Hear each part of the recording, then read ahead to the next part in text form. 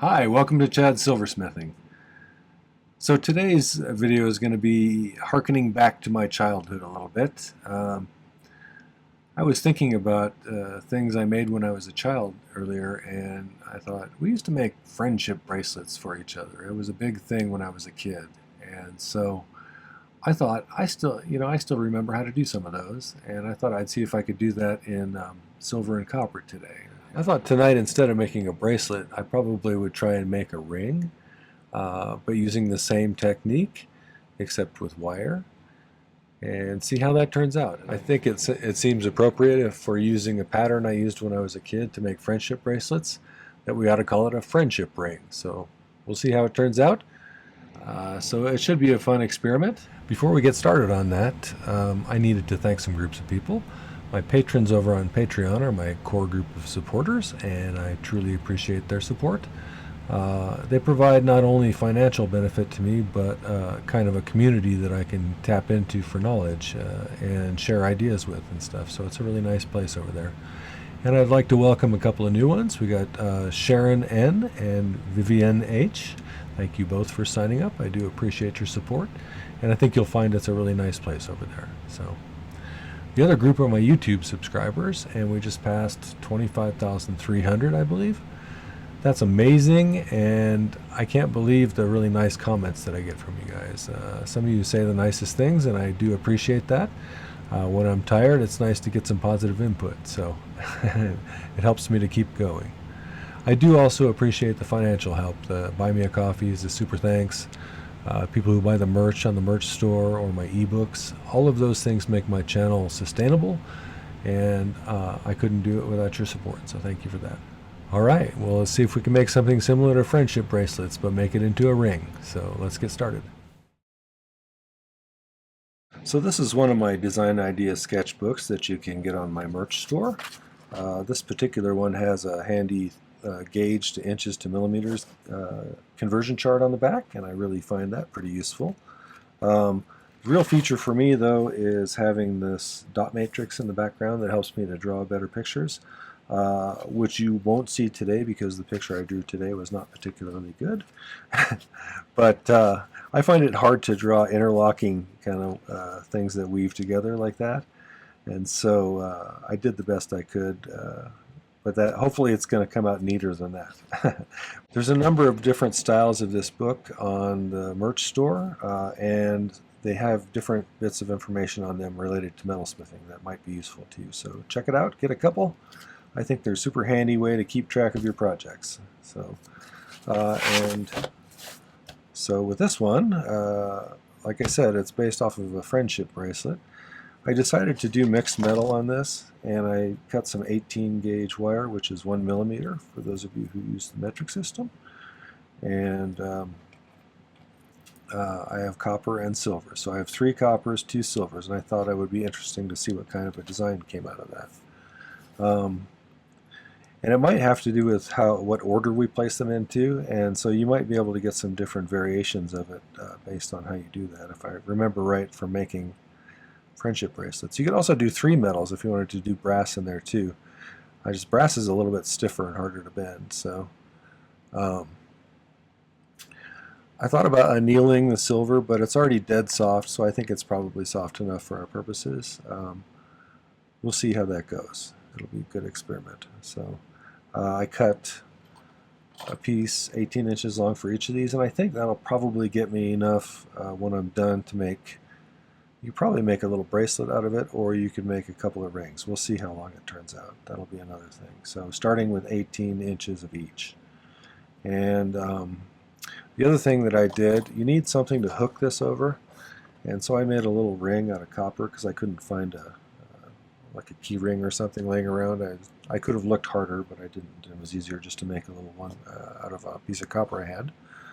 So, and I'm going to hook that over part of a C-clamp so that I have a stable place to hook this stuff over in order to do what we're going to do. So I think let's go over to that area where I'm going to do this and get it set up. So I'm just going to take a C-clamp, just a cheap C-clamp, put it on the counter, And I'll use the upright post of the screw part here as the place to hook that ring over. So I think that'll be good. Now for these, I need to hook each of these things in a loop around this copper ring. So what I mean by that is just run it through like that.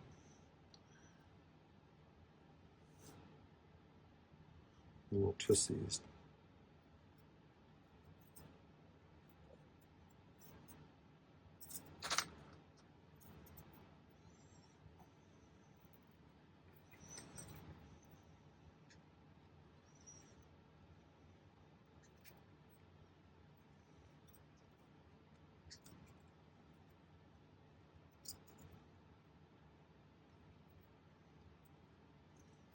One.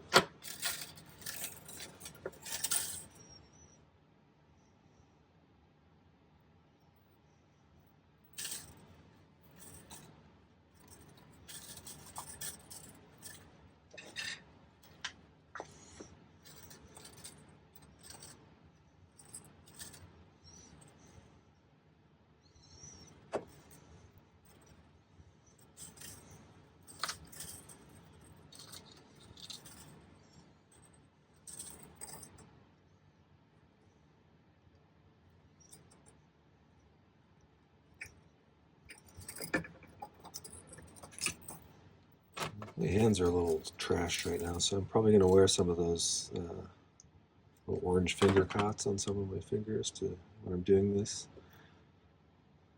See if that works okay or not. But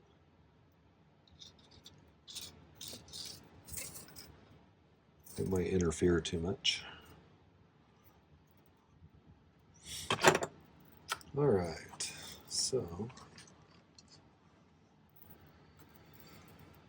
I'm going to kind of straighten them out a little bit so they're not so random.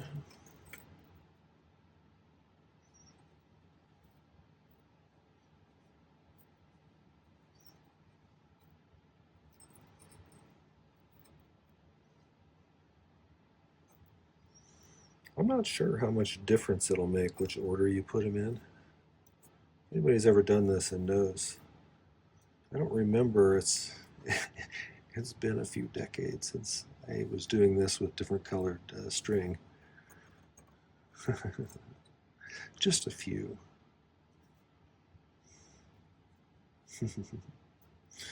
All right, so let's see if we can get this in view.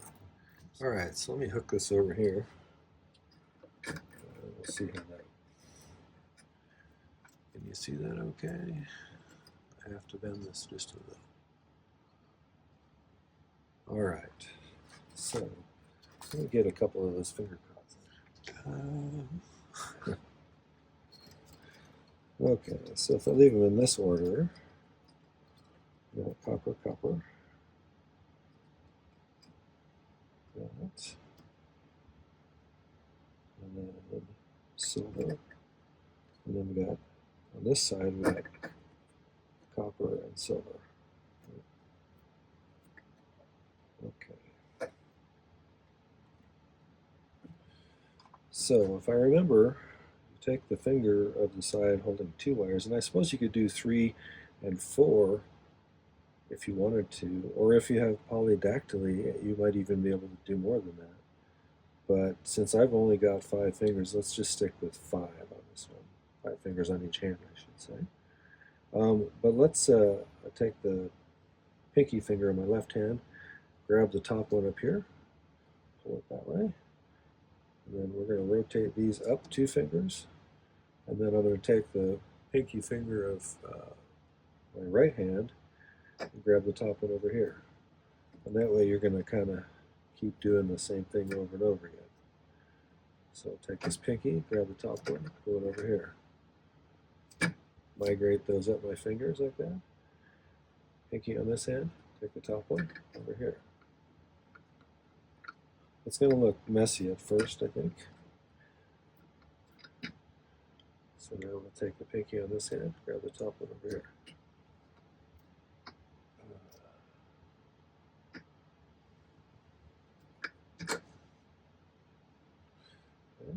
rotate these upper fingers. Take the pinky of this hand, put it over there.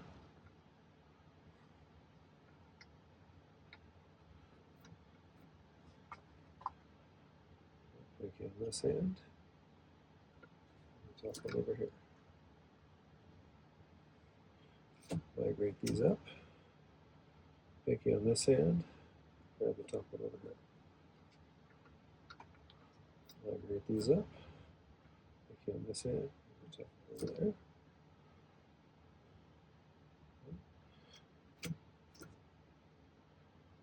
Pinky on this hand, top one. Migrate these up. Pinky on this hand, grab the top one over there. Migrate them up.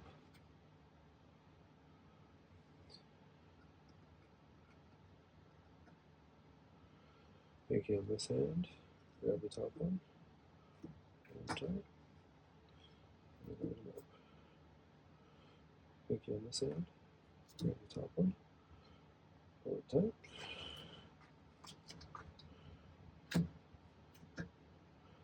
Pinky on this hand, top one, pull it tight.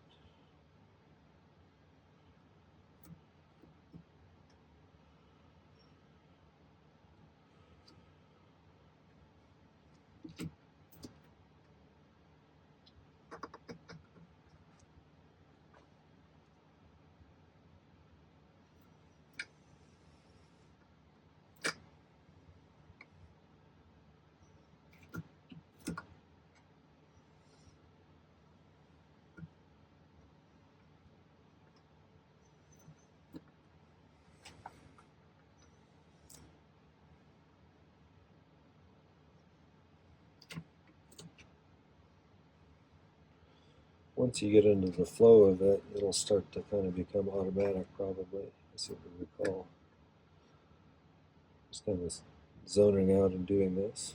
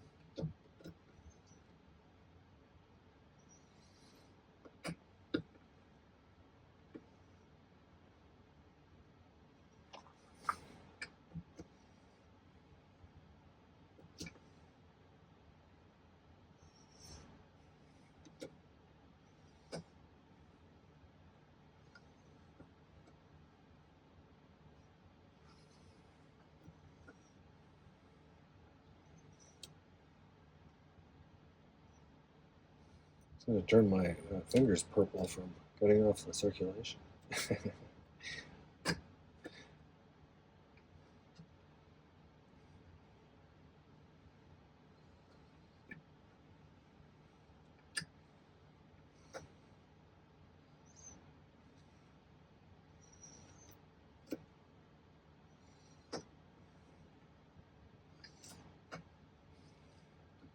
You'll find every once in a while they try and cross over each other here. So I'm trying to correct that as I go so they don't look different on each spot.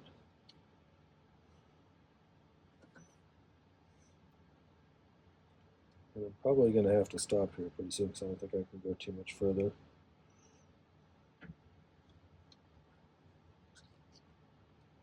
And still keep it tight.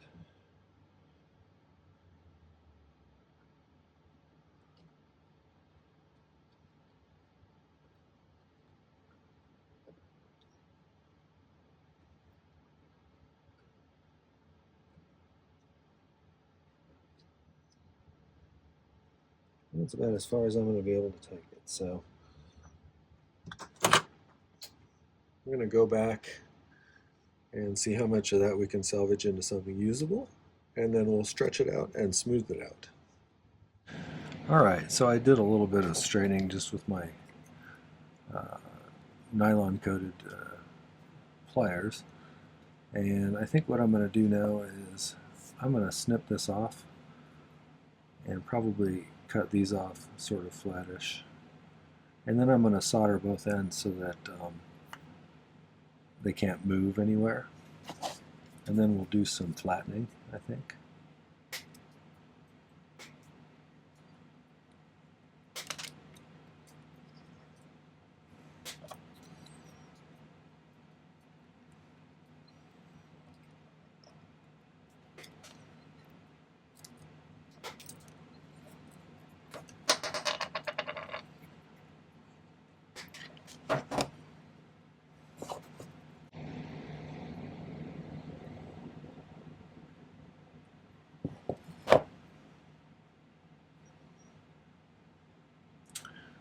I'm just going to put a little paste solder on either end here, I think. We're going to end up cutting these ends off probably anyway. Let's I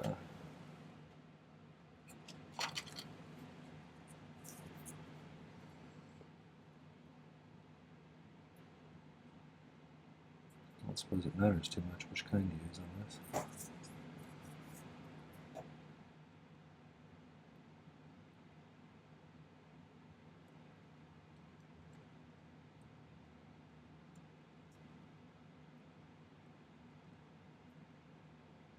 My normal setup and torch and solder and flux and stuff is right there,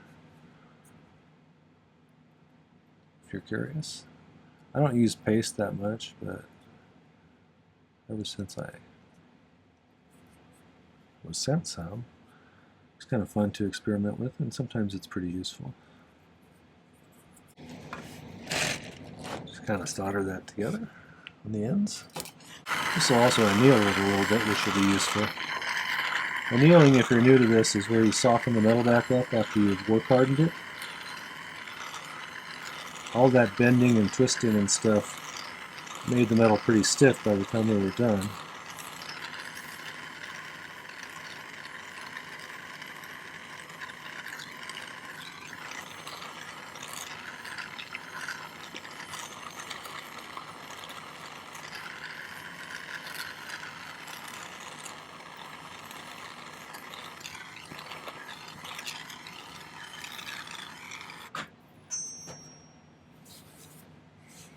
It's kind of fun. It's totally black now.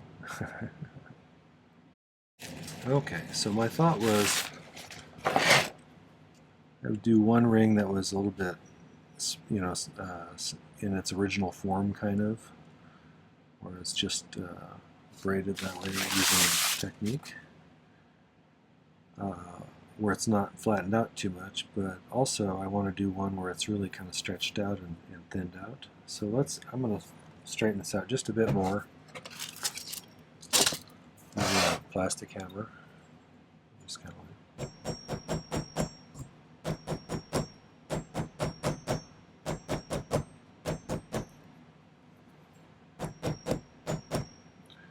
see, that way when I get to the end and I'm hitting here, that's why I soldered these together so they wouldn't spread any extra.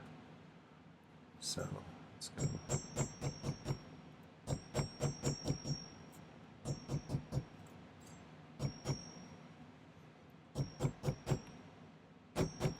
There's a spot in the middle here where I had some loose ones for some reason. Must have been slacking. Wasn't paying close enough attention, I guess. Well, to be fair, I was making my fingers with a pretty numb.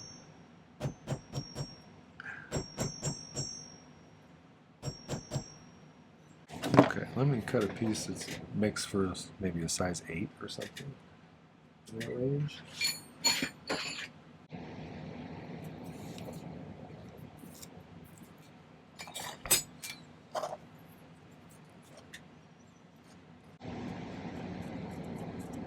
Okay, so this one I'm going to cut off right here and here. And I'll probably use my saw to get a neater edge. So, be right back. Okay, I'm just going to file these in.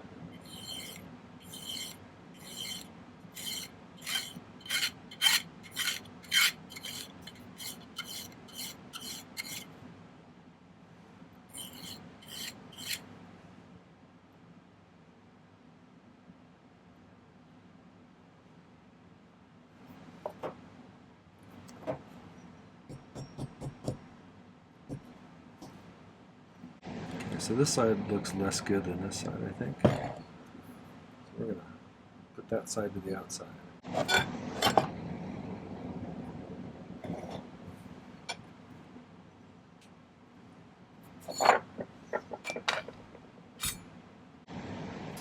I'm going to try and get them lined up as best I can. You can't always get these ones perfectly lined up, but you get pretty close.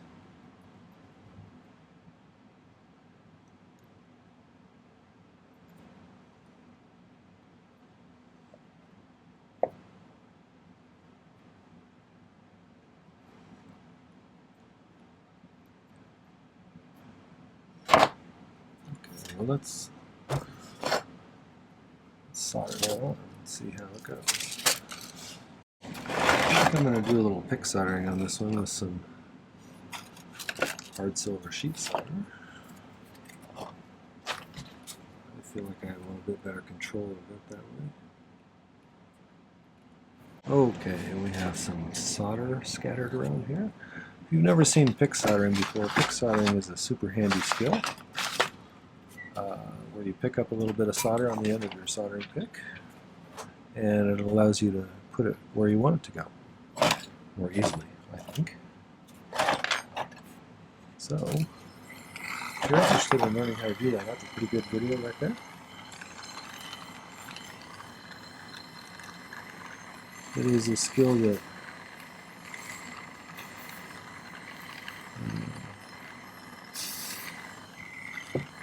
really made a lot of things more easy for me. So.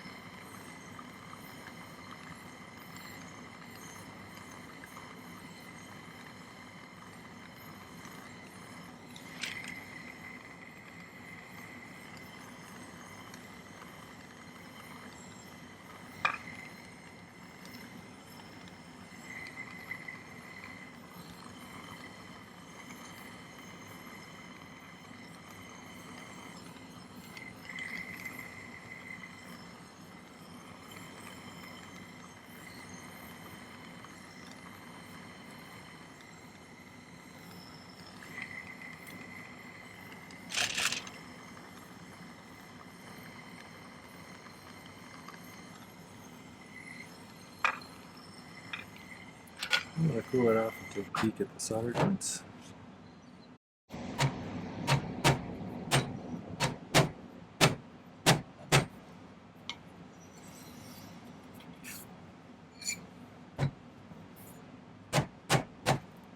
This Flying Chef's kindly sent me this block here so I could have something not my miter vice jig to do this with. That kind of neatened it up a little bit.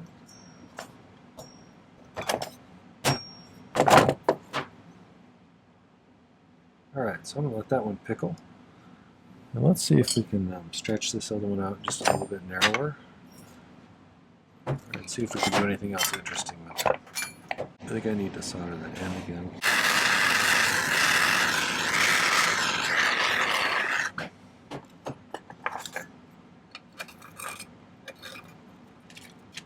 Alright, so let's see if we can do a little more aggressive squishing of this.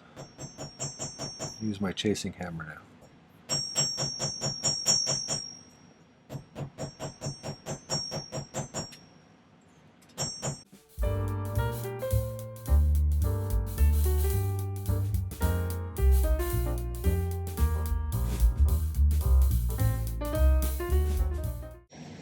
So I was thinking you could leave it like this.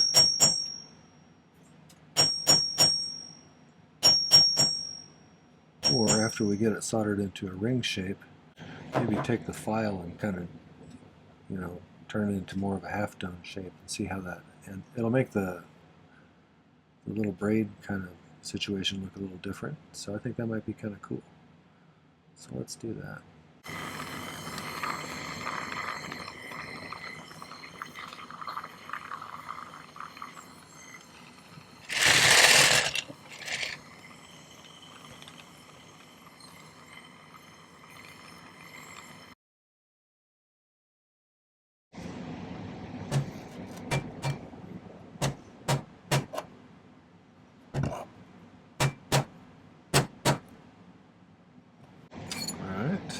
See if we can get this one to lay on flat too.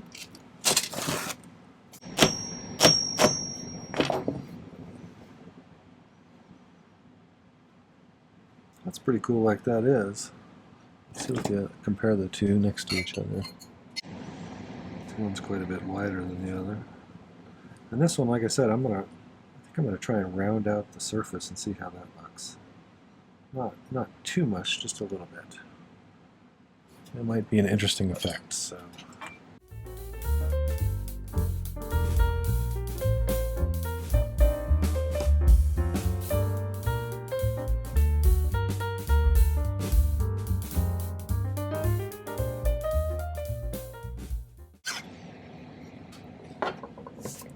I'm going to keep playing with the filing on that shape and see if I can get it to look really neat. Already I like the rounded out kind of features. It gives it a little more, I don't know, herringbony kind of look. So I'll get that cleaned up a little more and then polished, and I'll show you the final result. And you can tell me which one you like, if either of them.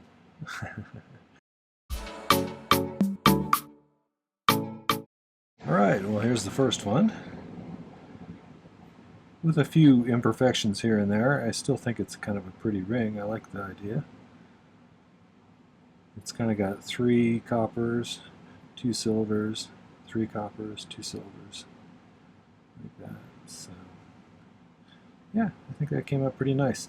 This one, however, I think I like much better, just because it's tighter and narrower. So, I think the result on this one's a little bit better. So, again, not perfect, but I like it.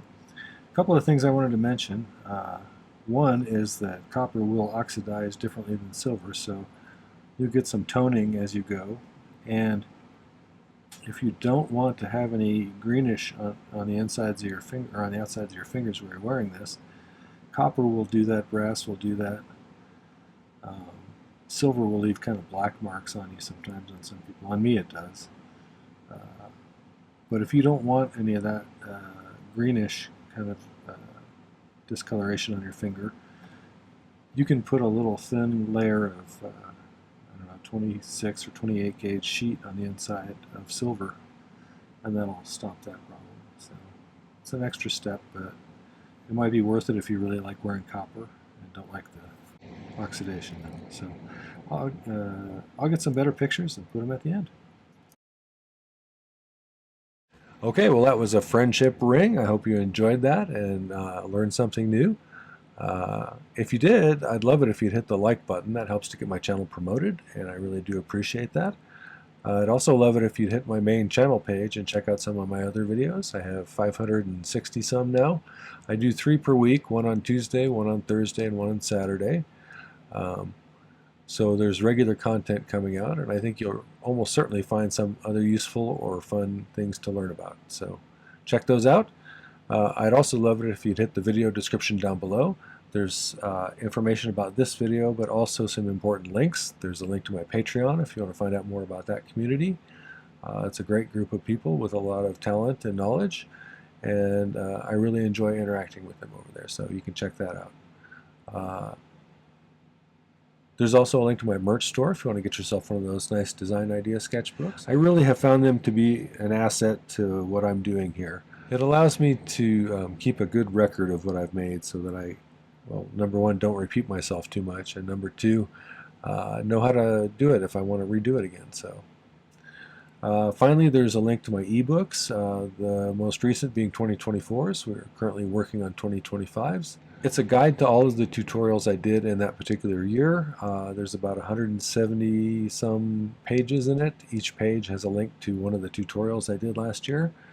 And it includes things like a picture of the drawing that I made, a picture of the project when I was completed, a list of materials you need to make the piece, a difficulty rating, however subjective on my part, and some other notes I made about the project, things I might have learned from doing it or how I might do it differently if I was to approach it again, stuff like that. So I think it's a great way to have a whole bunch of projects right at your fingertips and a really nice way to support my channel.